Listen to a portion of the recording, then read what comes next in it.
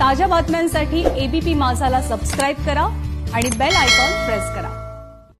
आणि सोमवारपासून प्रार्थना स्थळ उघडणार आहेत त्या पार्श्वभूमीवर नागपूरच्या ऑल सेंट कॅथेड्रल चर्च परिसरातून आढावा आमचे प्रतिनिधी रजत वशिष्ठ यांनी घेतलेला आहे।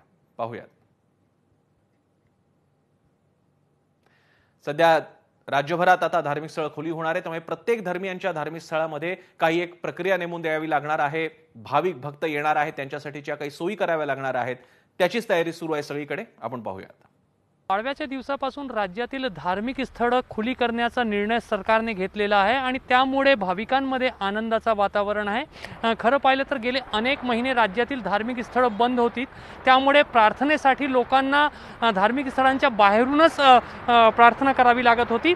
सध्या आम्ही नागपुरातील सर्वात मोठ्या चर्चच्या समोर आहोत। ऑल सेंट्स कॅथेड्रल असा या चर्चचं नाव आहे। खूप मोठा या चर्चचा परिसर आहे, मात्र आतमध्ये येण्यास कोरोनाच्या कारणामुळे कोणालाही परवानगी नसल्यामुळे लोक अनेक मीटर लांब बाहेर रोडवर उभे राहून या ठिकाणी दर्शन घेत होते। मात्र आता सरकारने परवानगी दिलेली आहे, सर्व नियमांचं पालन करूनच या ठिकाणी आतमध्ये लोकांना येता येणार आहे।